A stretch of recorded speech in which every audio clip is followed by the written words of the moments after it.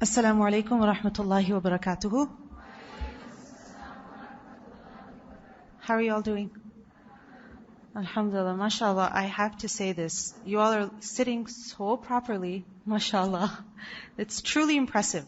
It's very rare that I walk into a class or into a hall where there's lots of youth present, and mashallah, the discipline that I see over here is unique, mashallah.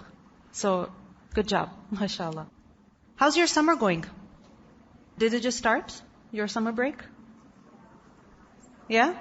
When I found out that the session was on a Monday evening, afternoon, I was like, who comes on Monday afternoon? And then I realized that it's your summer break, so alhamdulillah.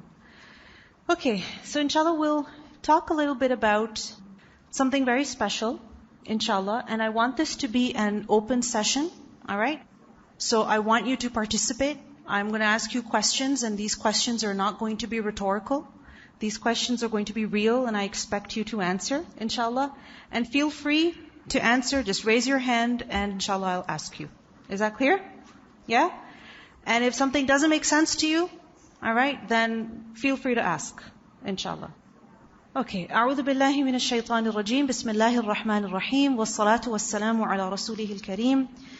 رب اشرح لي صدري ويسر لي أمري واحلل عقدة من لساني يفقه قولي اللهم اهد قلبي وسدد لساني واسلل سخيمة قلبي آمين يا رب العالمين.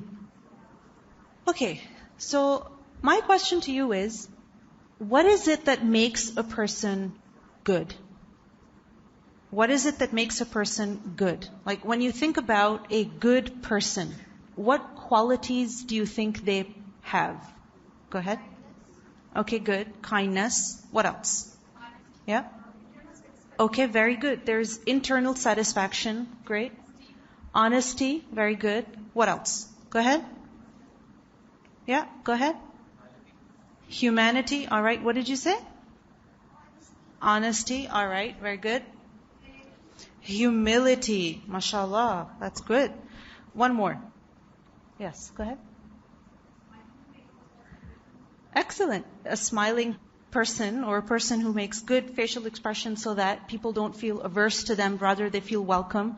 All right, we have some more here. Selflessness. Good. What else? Good manners. All right. Patience. MashaAllah. Go ahead. Good character. Very good. Yes. Loyalty. MashaAllah. Very good. MashaAllah. So, who do you think is really the best person ever? The Prophet ﷺ, right? Isn't that what we have heard?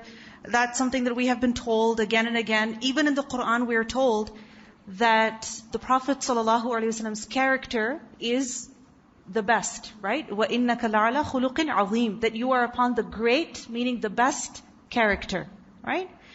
And Allah subhanahu wa ta'ala also tells us that if you love Allah, then follow the Prophet ﷺ.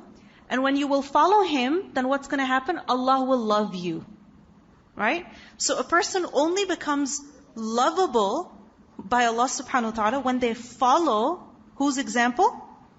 Whose example? The example of the Prophet ﷺ. Alright. Now if we were to describe the Prophet ﷺ, how would we describe him? How would we describe him? Like if somebody were to ask you, who is the Prophet ﷺ? What would you say about him? Go ahead. Okay, very good. He was like the walking Quran, meaning if you wanted to know what the Quran says, what the Quran teaches, then you would look at the example of the Prophet ﷺ. Alright, go ahead. He never gave up. That's so true. Yes, he loved people. Yeah, very good. A role model for everybody. Yeah. Okay, honest and trustworthy. Excellent.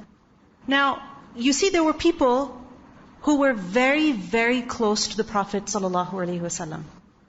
Like for example, we learn about Anas radiallahu anhu. Okay, Anas radiallahu anhu was only 10 years old when he was taken to the Prophet ﷺ. And he was taken to him, why? So that Anas radiallahu anhu would serve the Prophet sallallahu alaihi wasallam. Okay? Not because this was child labor, not at all. This was because his mother wanted him to spend time with the Prophet ﷺ. Anyway, Anas radiallahu anhu stayed with the Prophet ﷺ for 10 years.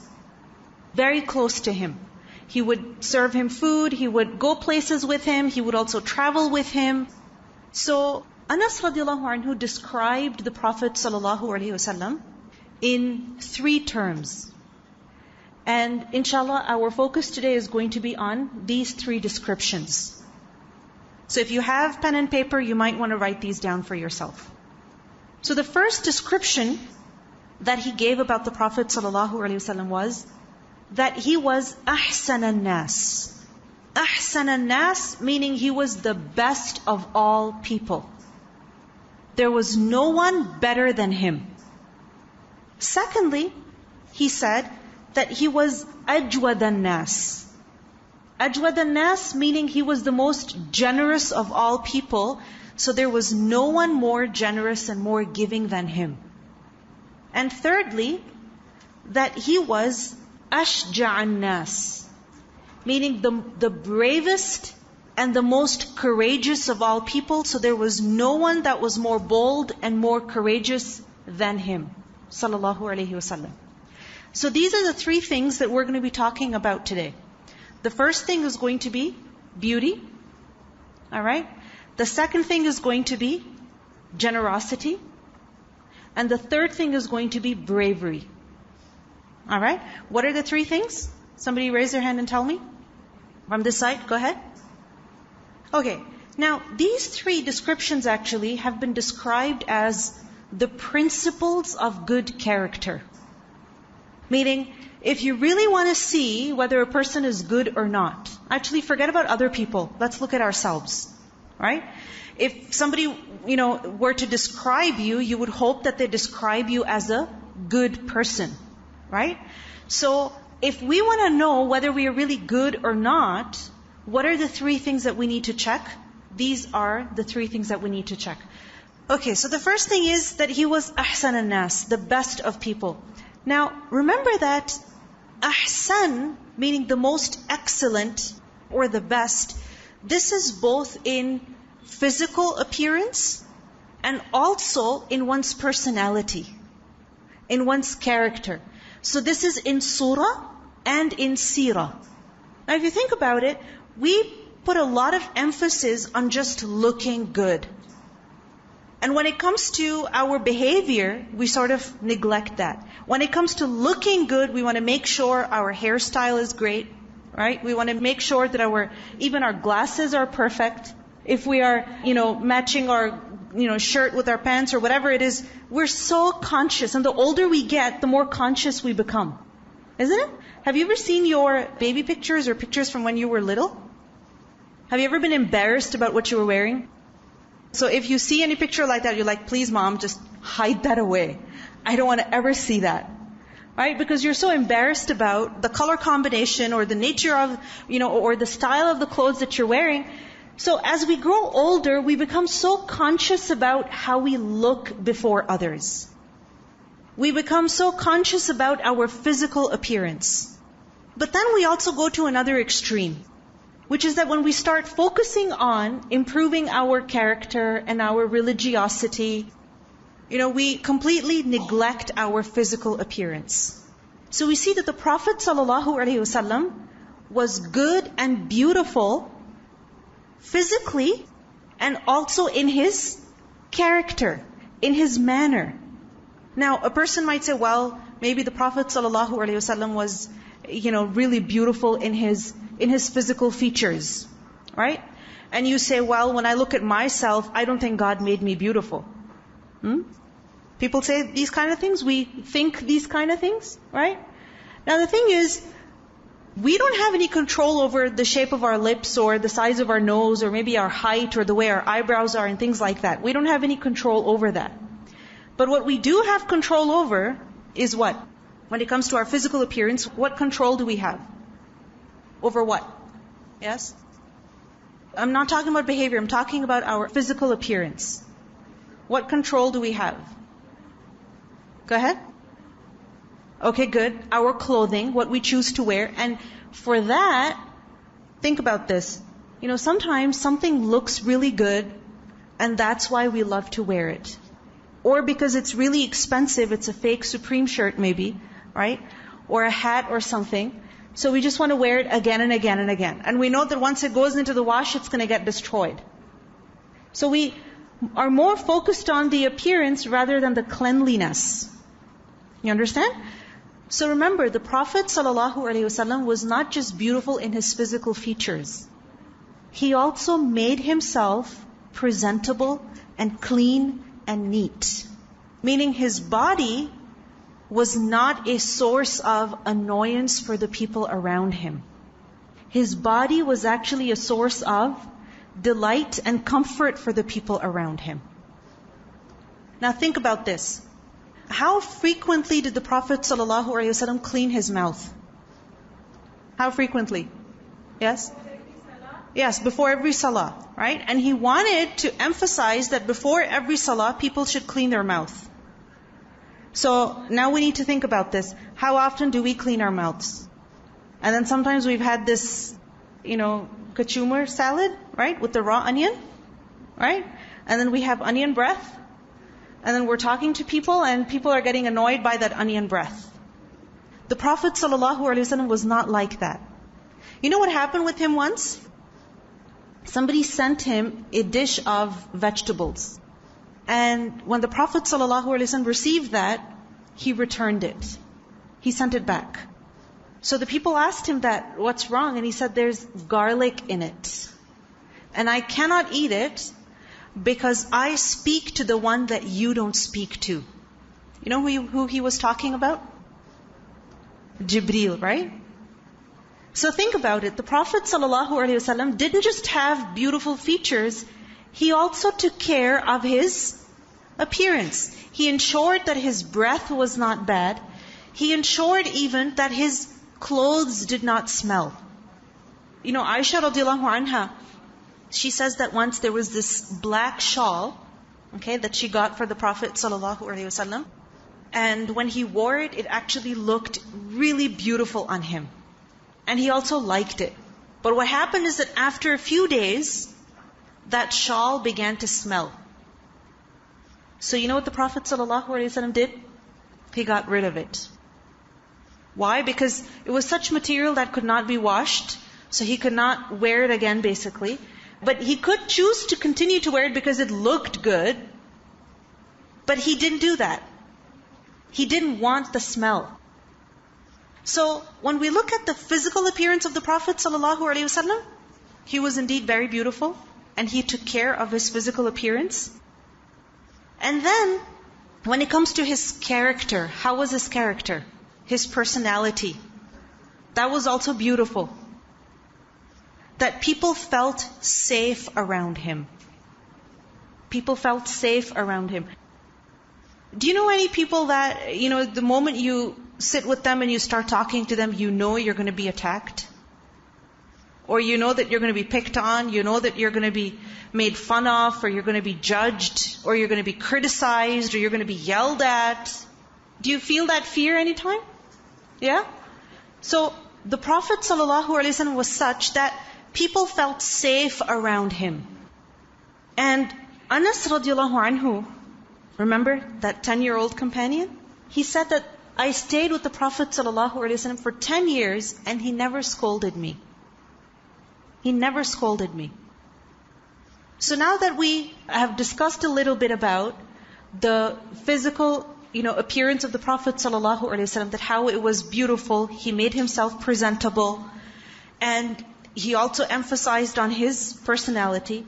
What do you think we need to do to ensure that we also become ahsan an-nas?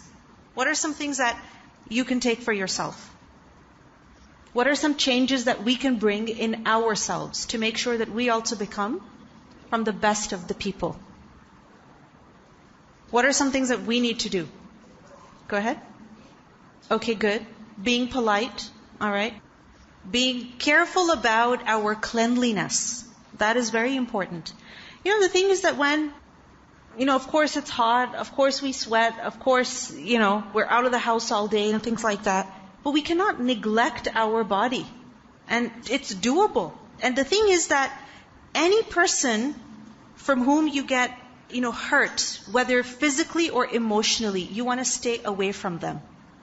So the Prophet ﷺ, the reason why people loved him so much, people wanted to be around him, is because he smelled good. He smelled good. He was fresh. And his words were also a source of comfort for people. Not words that were harsh to turn people away, annoy them and bother them. One more thing. What else can we do?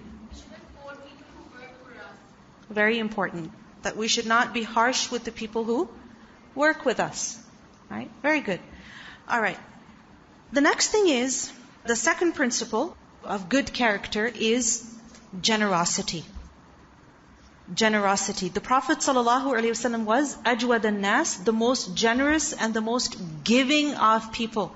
Meaning no one gave more than him. Alright? Now, when it comes to giving, what is it that we can give? What is it that we can give? Go ahead.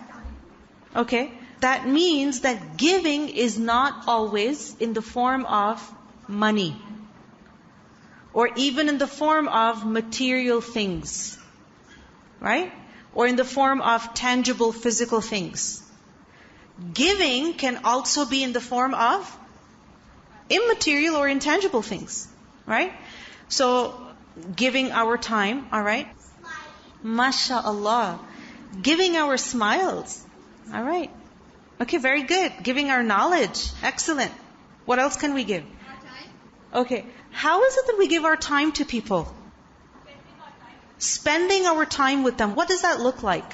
How do you spend time with people? How do you spend time with people? Go ahead. Very good. Listening to them. Alright. What else? What else? Is it just about being in the same space? Spending time with people? Like for example, your sister is sitting at the table, at the dinner table, and you also sit at the dinner table. Alright? But you are on your phone and your sister is on her phone. Is that spending time with one another? Is it? No. Or let's say you've got your AirPods on, alright? And she's got her headphones on also. So both of you are in your own worlds. Is that spending time together? What does it mean by spending time together? You interact with them. Now, what does that mean to interact with people? What does that look like? Go ahead. Okay, alright. Getting to know each other. But does it stop there? Talking to them. Now, if you think about it, sometimes when we're talking with people, they ask questions. Isn't it? What kind of questions do they ask?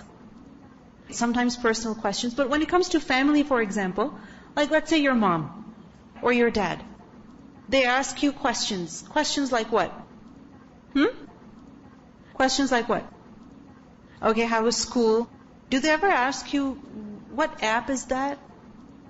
Do they ever ask you, can you see what's wrong with my phone? Do they ask you questions like, there's something wrong with the television, I cannot change the channels? So then, what does it mean over here that, we're trying to give them time? What does that look like? Helping them out.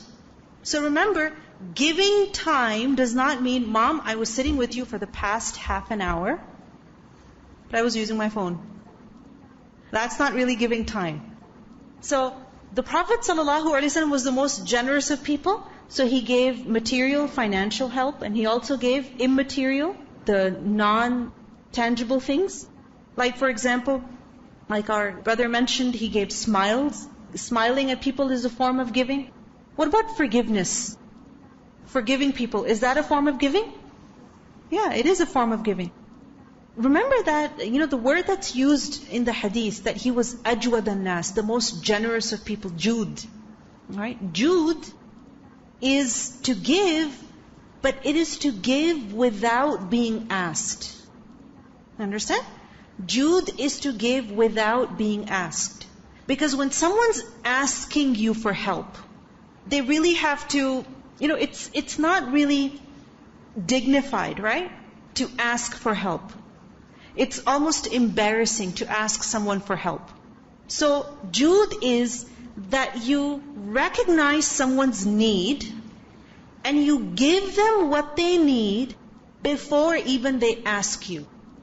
Why do you do that? Because you want to preserve their dignity. You don't want them to feel embarrassed. You understand? Now, Jude, remember, it's also to give out of goodwill, not as compensation. Because sometimes what happens is that we give to others only when we expect something from them, or only to return a favor. Like for example, somebody gave you a gift, so you give them a gift. Your mom got you really good pizza, so you're like, fine mom, I'll download this app for you. No, that's not Jude. Jude is that you give someone something before even they ask you, and not as compensation, but out of pure goodwill. And remember that Jude is also to give a lot. Alright, to give abundantly. Like for example, the word Jude is used to describe rain. When there is heavy rain. I learned that it hasn't rained properly here in 2 years. Is that so? Subhanallah. So, Jude, when it's used for rain, it's rain that is abundant. So, sometimes we give people help, but we're sort of rushed. Help you very quickly. Yeah, just download the app like this. Mom, I'll tell you later. You get it? You don't feel satisfied.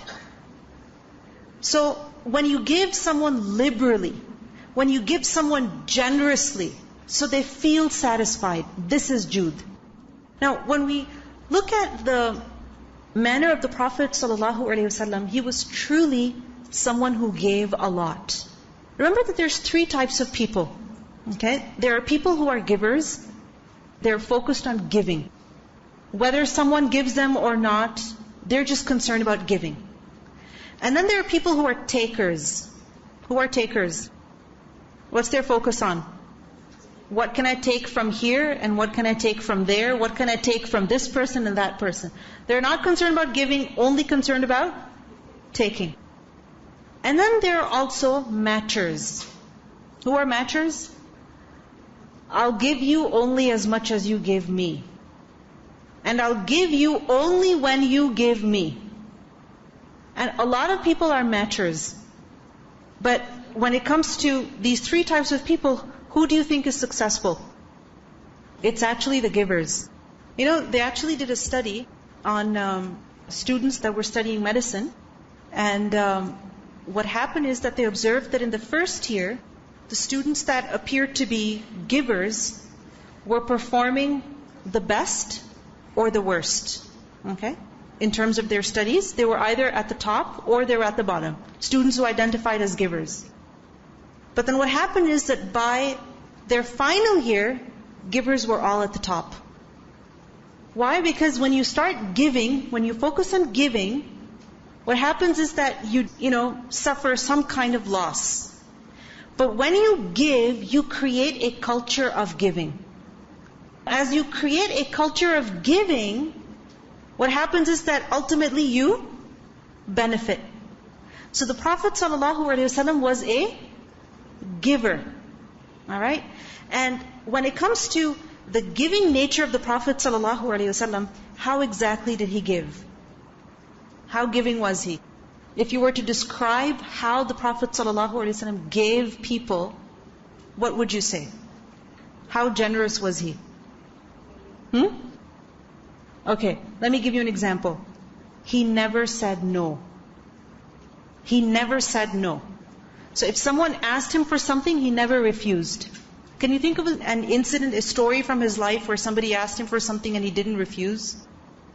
Remember that story where the Prophet ﷺ, once a Bedouin man approached him and pulled his shawl. And his shawl was around his neck. And when he pulled it, it scraped against his neck and it actually, have you ever gotten a burn like that? So imagine he got hurt as well. And what did the man do? He said that, give me something out of what Allah has given you. And the Prophet ﷺ just smiled at him and he told his companions to give that man something. He didn't say no. There's another beautiful story in which we learned that a lady once came to the Prophet ﷺ and she brought a shawl. And she said that, O Messenger of Allah, I have made this myself for you to wear. Okay, so she made it herself. Alright, she wove it herself, and she said, I've made it for you to wear. And the Prophet ﷺ accepted that gift, and he actually put that shawl on immediately. Why? Because he needed it. And what happened? He put it on, and the Sahaba described, how nice it looked on him. And a man came, and when he saw the Prophet ﷺ wearing this new shawl, he said, that looks so nice, please give it to me. Can you imagine somebody saying that to you? Oh, I love your shirt. I love your hat.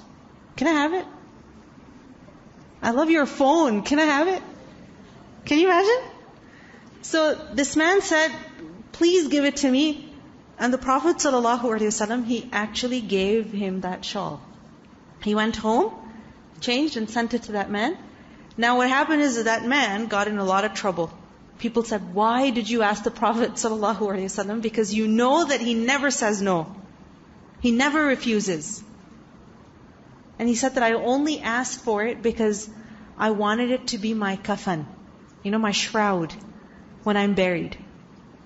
And it actually became his shroud when he died and he was buried. But the story illustrates how generous the Prophet ﷺ was, that even when he liked something, he needed something, he was using something, and somebody asked for it, still he did not say no. He did not refuse. What happens with us is that if we have spare things, old things, like for example a 5-year-old cell phone that's been sitting in our house with buttons on it maybe 10 years old, right? And somebody says, I need a phone, we're like, okay fine, take that. But when it comes to things that we like for ourselves, things that we want to use ourselves, then we give preference to ourselves over other people. In the Quran, Allah subhanahu wa ta'ala says that وَيُطْعِمُونَ الطَّعَامَ عَلَى حُبِّهِ مِسْكِينًا وَيَتِيمًا وَأَسِيرًا. That the people of Jannah, one of their descriptions is that they give food to others in spite of love for it. That even though they love that food for themselves, they'd rather eat it themselves, they still give it to others. And who do they give it to? A person in need, miskeen, an orphan child, and a prisoner. Now, think about it. Imagine if you just got, that burger that you were thinking of for like an entire week, you really wanted it. Finally you get to go, finally you get the burger and it looks good, and now somebody's staring at it. Somebody's staring at it. It happens a lot over here, right? That you go to eat somewhere, you're just about to open your food and people start staring at you. Why are they looking at you? Because they want it. And we just like to focus on what we're doing, ignore the whole world. Now imagine if in that situation you choose to give that burger to someone else. That was the nature of the Prophet ﷺ's generosity. And that is what we are encouraged to do in the Quran also. That what we like for ourselves, we also like for others. Then the Prophet ﷺ was also generous in a way that he gave without delay. Without delay. Do we delay giving? Who thinks that inshallah next Eid when I get lots of money, then maybe I'll give something in charity? I've already run out of my Eid collection money. Yeah? Eid fund. So we keep delaying, isn't it? Or we think that, when I'm older, when I'm making a lot of money and I have my career and, every month I'm getting this much money, lots of money, then I'm going to give something in charity. The Prophet ﷺ did not delay giving. There's a hadith in which we learn that once the Prophet ﷺ was leading the people in prayer, and what happened is that right after the salah, he got up and he went home. Right after salah. And this was very unusual, because typically after salah he would sit, he would turn around, he would face people, he would talk to them. But this time he immediately got up and went home, and then he returned and the people were like looking at him, is everything okay? And the Prophet ﷺ said that I remembered that there was a piece of gold in my house that I had intended to give in charity. So I didn't want to delay giving it. Think about it now. How quick he was. Now, if we are ever asked for help, do we immediately help? Seriously. I do this also. I'm guilty of the same thing that, there's some things which are really hard for us to do, so we keep delaying. Okay, inshallah later. And what happens to later? What happens to later? Never comes. Right? Because the thing is that when we keep delaying, then a time comes where, when we forget. Or, a point comes when it's no longer relevant. It's no longer needed. For example, if you're sitting, let's say in the car at a traffic light, and somebody comes and asks you for something, and you're like, should I not? Maybe, should I? You keep debating, you have food with you, but by the time you decide to give, it might be too late to roll down your window and give it to them.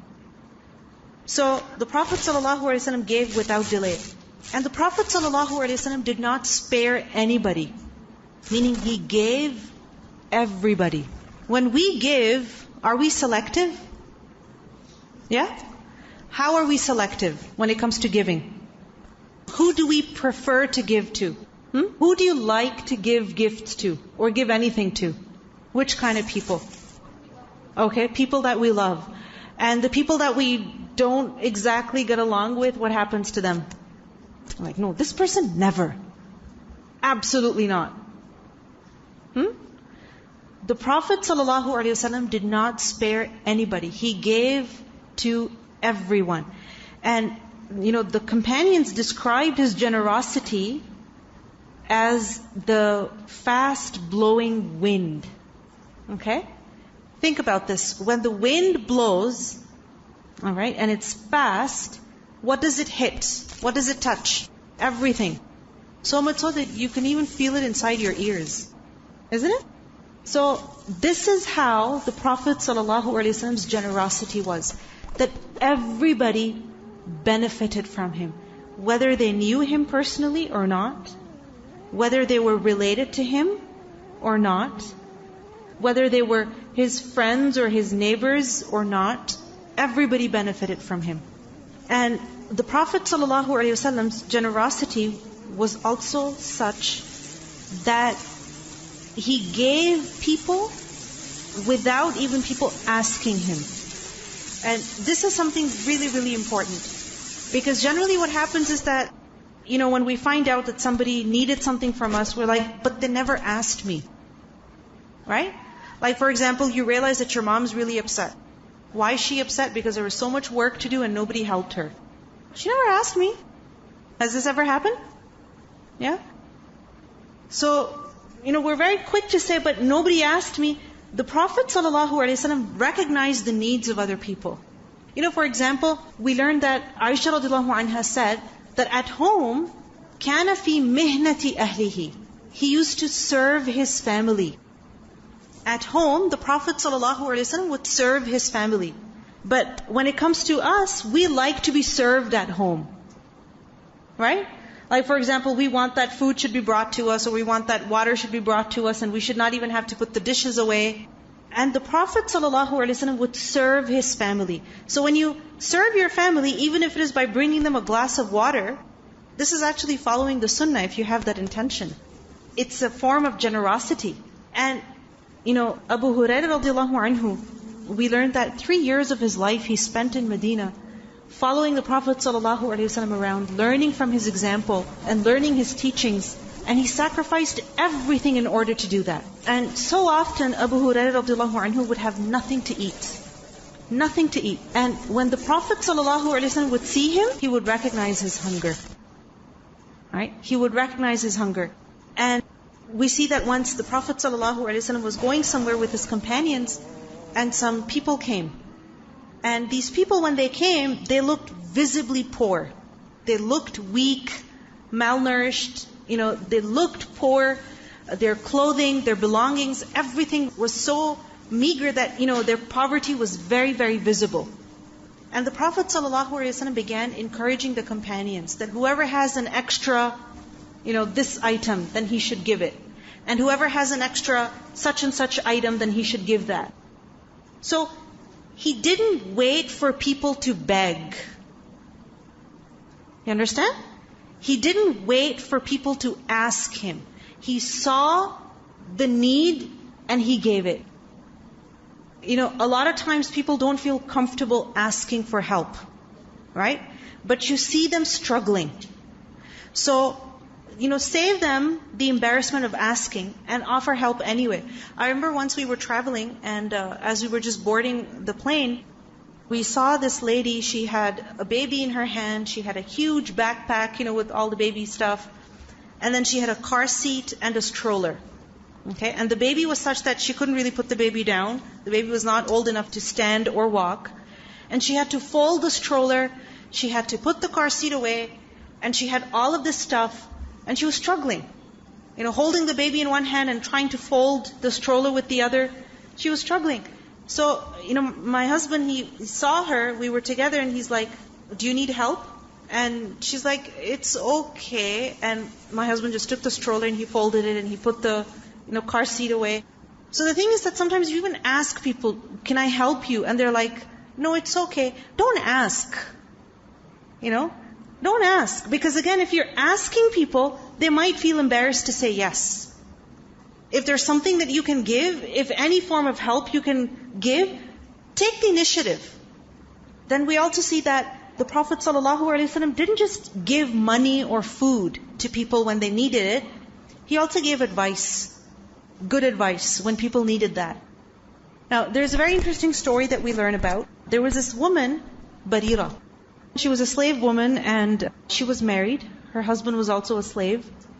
And now the thing is that when, a slave woman would be set free, the rules amongst the Arabs, it was such that, she could leave her husband if she wanted to. So what happened with Barira is that when she was free, she decided to leave her husband. She's like, I want to completely leave this life of slavery behind me. I want to move on. But what happened was that Mughith, her husband, he loved her a lot. And he didn't want to lose her. And what happened is that Barira decided, that's it, I'm done. So she was leaving and Mughith was begging her that please stay with me. And there's a hadith in which we learn that he used to follow her in the streets of Medina crying. Okay? Crying. That please stay with me. And it was such a pitiful state. Like this man was desperate. Like he loved her and he was not loved in return. It was very hard. And when the Prophet ﷺ saw that, he intervened. He asked Barira that, perhaps you should stay with him. And Barira asked the Prophet ﷺ, is that a command or a request? And the Prophet ﷺ said, it's a request. So Barira said, I don't need him.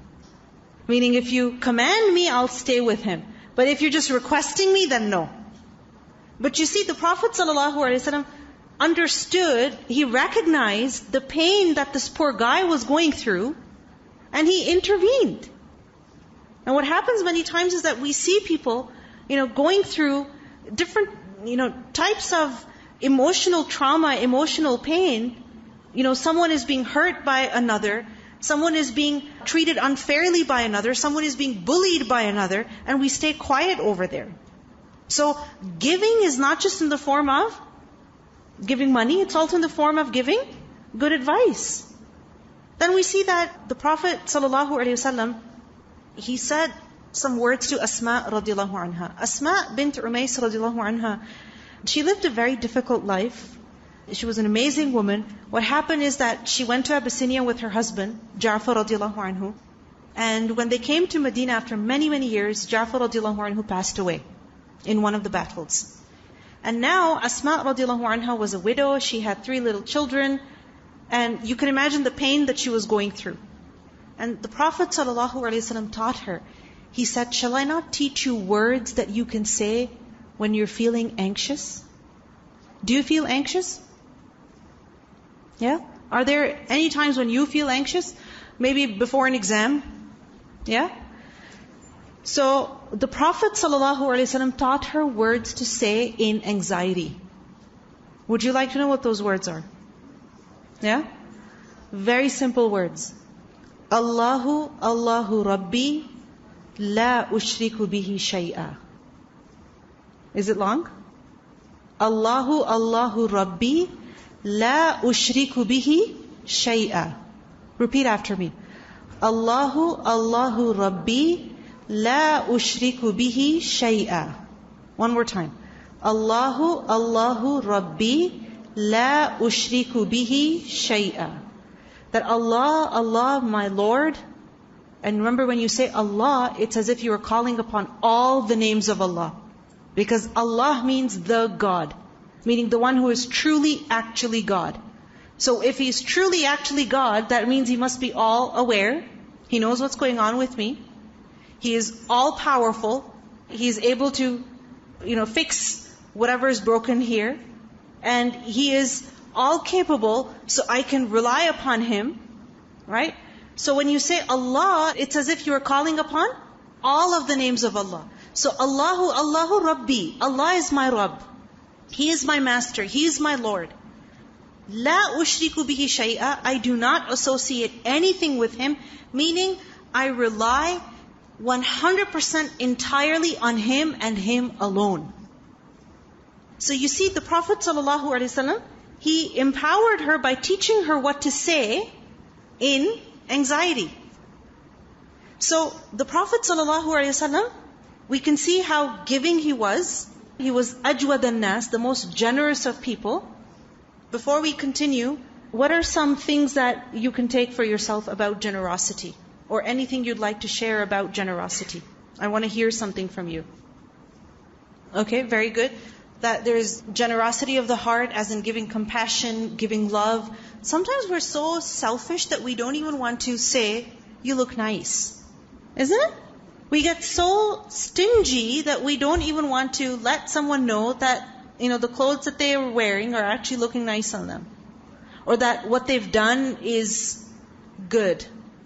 Sharing good things. Giving sadaqah also. Very good. What else comes in giving? Sympathizing with people is so important, because sometimes, we feel so weird that, we know somebody's grieving, but we don't want to bring it up because we feel awkward and we're afraid that we might cause them more pain. But what hurts more is when someone's pain is not acknowledged. Giving without any delay, alright? Giving knowledge also, mashallah. That's also very important. Sharing something good with people. So maybe you can act on this today. When you go home, share what you've learned, inshallah. I see a hand in the back. Very good. Teaching Quran. Excellent. Very good. Go ahead. Giving respect. That's also very important, right? Because when you give is when you receive, right? Forgiving people also. When it comes to forgiving people, how you forgive is that you give people the benefit of the doubt. For example, if they did something wrong, well, perhaps it was because of such and such reason. So you're giving them the benefit of the doubt. Now, the third principle of good character, or when it comes to the character of the Prophet ﷺ, it was his, who remembers? Bravery. Good. It was his courage. It was the fact that he was the most brave and the most courageous of all people. You see the word that's used to describe his bravery, shaja'a, ashja', right? Ashja'un nas. And shaja'a is to be strong-hearted. Okay? To be strong-hearted. To not be afraid or to not quit, basically.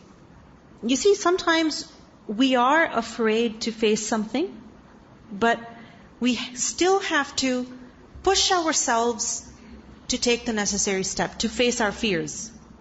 Because it needs to be done. For example, when you're taking your first O-level or A-level exam, how do you feel? Mouth dry, hands shaking, you're getting the chills, you're so scared, isn't it? So, what does that mean? That you just quit? You're like, Mom, this is too hard, I cannot manage this, so I'm going to go? I'm not going to take it? No, you still do it. You might have a breakdown, you might start crying, you might completely miss a certain portion of the exam, right? It might happen, but shaja'a, bravery, is that you go and do what is right, whether you find it easy or you find it hard. That is what courage is. Shuja' is also used for a snake. a snake which is small, alright? It is small and it is very thin. Okay, very slender. So think about this. If there's a huge snake, you can imagine that snake to be very brave. But if there's a tiny snake, what courage do you think that snake would have? Sometimes that's how we feel. We feel very small in comparison to the challenges that we're facing. And shaji'a is used to describe a woman who is not afraid to speak up. Okay? A woman who is not afraid to speak up. For example, same lady, Asma bint Umays radiallahu anha. Once Umar radiallahu anhu said to her that, we are ahead of you, basically. That we migrated before you to Medina. You came way after us. And we got to spend so much more time with the Prophet sallallahu alaihi wasallam. So Asma radiallahu anha got so upset. She said that you were with the Prophet sallallahu alaihi wasallam and we were all the way in Abyssinia, living in fear and poverty. The Prophet ﷺ, he would teach you and he would feed you, and there was no one to teach us over there and no one to give us food when we were poor. And what you have said is not right. I am going to go and tell the Prophet ﷺ exactly what you said to me. So she was not afraid to speak up before who? Which companion is this? Umar radiallahu anhu. And she went and told the Prophet ﷺ, and the Prophet ﷺ said to her that, no, Umar does not have more right than you. He made hijrah once, and you made hijrah 2 times. You migrated to Abyssinia, and you also migrated to Medina. And he only migrated to Medina. So shaji'a is also a person who is not afraid to speak up, or speak the truth. So, the Prophet ﷺ was also very brave. In fact, he was the bravest of people. Did he speak the truth when the truth was not accepted? Yeah? Did he speak the truth when people did not want to hear it? Yeah? Isn't it that, he would go around in the streets of Mina calling people that say La ilaha illallah and you will succeed, and right behind him was his uncle Abu Lahab saying that he's a liar, he's a liar. Can you imagine how hard it would be to be in that situation and to speak the truth in that situation? And this was not the only occasion, right? Over and over again, this is what the Prophet ﷺ faced, but he was not afraid to speak the truth. And his bravery was such that he did not quit despite the fear and the anxiety that he experienced. And this is very important, because a lot of us, when we feel anxious, when we feel sad, we start leaning towards giving up. Right? Towards giving up. And we say, this is impossible, this is too hard, I cannot handle this, there's too much stress in my life. Right? And we think about giving up. And, that anxiety becomes so extreme that we want to experience something that, that's real. And then a person begins to harm themselves. And sometimes self-harm goes to such an extent that it's not just physical, it goes beyond limit, and people also become suicidal. The Prophet ﷺ, think about the anxiety that he faced. He experienced so much anxiety, it's mentioned in the Quran. Allah subhanahu wa ta'ala tells us in Surah Al-Kahf that فَلَعَلَّكَ بَاخِعٌ نَفْسَكَ, that perhaps you would kill yourself out of grief because these people are not believing. In Surah Taha, Allah subhanahu wa ta'ala says, مَا أَنزَلْنَا عَلَيْكَ الْقُرْآنَ لِتَشْقَى, we did not reveal this Qur'an on you so that you become miserable. Meaning, we have given this Qur'an to you to convey, and because people don't believe, you're taking it too hard on yourself. He used to experience a lot of anxiety, a lot of sadness. But you know what? Despite all of that, he did not quit. He kept going. He kept going. He kept conveying. And eventually, what happened? He was the most courageous of people. Can you think of an example from his life when he was the most courageous? And the people around him were afraid? I mean, if you think about the life of the Prophet ﷺ, there were so many battles. I mean, we're afraid of even watching a battle scene. Isn't it? And the Prophet ﷺ participated in so many battles because people wouldn't let him be. Now think about the time before he conquered Makkah, when he was leaving Makkah. Right? Remember when he was in the cave and the enemy was right outside, and Abu Bakr radiallahu anhu was so afraid, he was so worried, he began crying. And what was the response of the Prophet ﷺ? La tahzan, inna Allaha ma'ana. Don't worry, Allah is with us. Right? So, how is he the most courageous of people? What brought him courage? What brought him courage? Was it that, oh, I'm the best? Or was it the realization that I can do everything? What is it that brought him courage? Trust in Allah. That is what brought him courage. And remember, this is real courage. Because as human beings, we are weak. And no matter, how much we pretend to be strong, we know who we are inside. I mean, even if you are excellent at doing something, like for example, your O-level math, I remember doing so many practice papers and perfectly doing them, but when it came to the actual exam, I was nervous. And I'm sure you've experienced the same thing. No matter how good you are at something, you are still afraid. Because you know that there is a chance of failure. So, how is it that you let go, or you have this, courage despite that fear? Right? This realization that I am not the best, Allah is the best. That I cannot do everything, but I can do something with Allah subhanahu wa ta'ala's help. And with this realization that I am doing my best, and at the end, whatever is best for me will happen inshallah. Because I'm giving control and authority to who? Allah subhanahu wa ta'ala. So the Prophet ﷺ was the most courageous, and we can see that in his life. What other story or time of his life can you think of that shows us how courageous he was? Can you think of an example of his courage? When he was in the Darya, one of the disbelievers, he came and he had the sword with him and he was going to kill the Prophet ﷺ. Yeah, so many times people tried to kill him, right? Not just at one occasion, multiple occasions. And the Prophet ﷺ was the most courageous. There is a story in Bukhari that we learn that once there was a loud sound in Medina. Alright? And when people heard that sound, they went towards it to investigate what it was.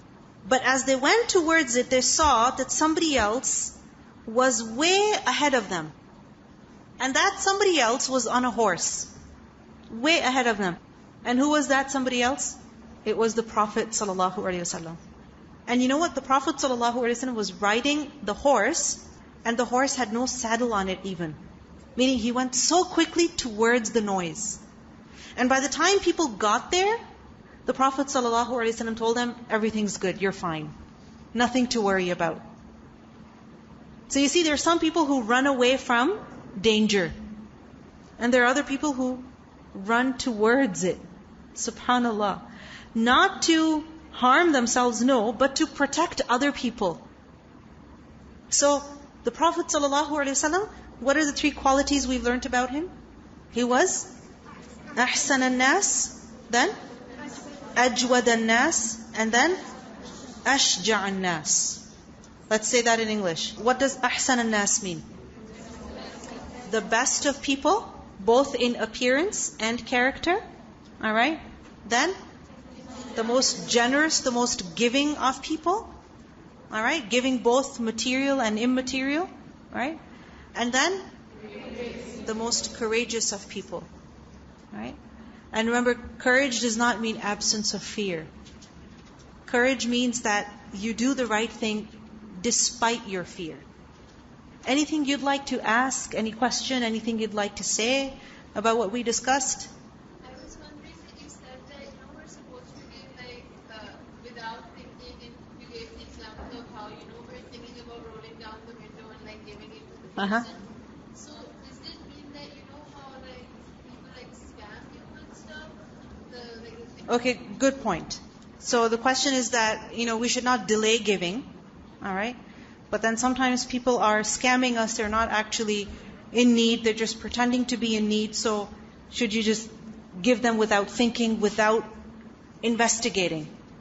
So the thing is that, of course you should investigate, but once you have the intention to give, like for example, a child comes to your window, and you have food in front of you, and you're thinking, should I give, should I not? And you say, no, I should give something. Then don't delay. Once you have the intention to give, then give without delay. Alright? And the intention to give comes after your, investigation and decision. What else? Go ahead. Question related to that. Sometimes you give to someone that you think that's in need, right? Mm-hmm. And you think that person is in need, but that's what you think. But actually, if we don't know that person need is in need or not, but will we still get a judge for that we did to feed? Absolutely. There was a man who once decided to give some charity, and he gave it secretly in the night. He gave it to this random person, and in the morning, people were saying, oh, somebody gave charity to a thief. So he realized that the person that he gave the money to was actually a thief. So then he's like, okay, I gotta try again. So the next night again, he went out secretly, gave charity to this woman. Alright? And the next day, it was said that somebody gave charity to a prostitute. And then he's like, oh my God, I gotta try one more time. So the next night, again in the night, he went and gave charity. He gave it to some random person, and the next day people were like, somebody gave charity to a rich person. So this guy was like really confused. He's like, every day I'm trying to give charity secretly, but it's not working out. So somebody told him that, look, perhaps your charity to the thief saved him from committing theft again. Right? And perhaps your charity to the prostitute stopped her from committing sin again.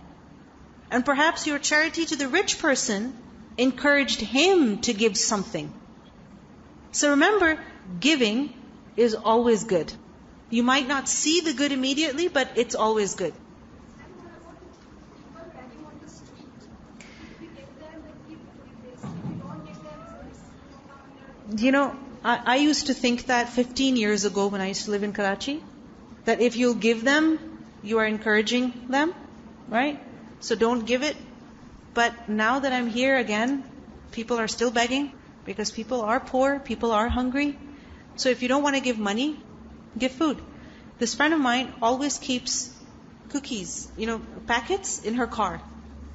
And as people beg, and here, you have all sorts of people. Where I live, the only people who beg are drug addicts who are desperate for money so that they can get their next dose. So you know that by the look on their face, the money you're going to give them is going to go in buying their drugs. You know that. It's very obvious. But at the same time, when there is a hungry person, a person in need, who is asking, they may be lying, but you don't return them empty-handed if you have the ability to give. And if there is nothing that you can give, at least don't give them a frown. And don't give them a piece of your mind by yelling at them. Assalamu alaikum. Yes. I want to ask, being a parent of special needs children, how we can be kind and satisfied parent, because the Holy Mother has to give equal time to all children and family members. So, how we can give the peace of mind and be generous and kind to all of them at a time. Thank you so much. This is truly something, and this is why there's so much reward for patience and so much reward for taking care of those who need help from us. May Allah subhanahu wa ta'ala reward such parents abundantly. You see, what needs to be done is that we need to have this clear communication with people, right? People in the family, that, this person needs this from me, and I need to give them this. And when there's clear communication, even when children know that, mom has to do this, then at least they're not just waiting on you all the time. They understand why you are not available at a certain time. So I would say communication. Right? And then secondly, involve them. Don't take on the burden on yourself entirely. share that burden. Involve them in serving one another. Inshallah. One last question. What if you try to be courageous but you're still scared? Yes, you will be scared and you will try anyway. Were you scared to speak on the mic? No, mashallah. Is there anybody who's scared of speaking in the mic? Yeah? Okay. So, a lot of people are. But you know what? You're only going to get better if you try.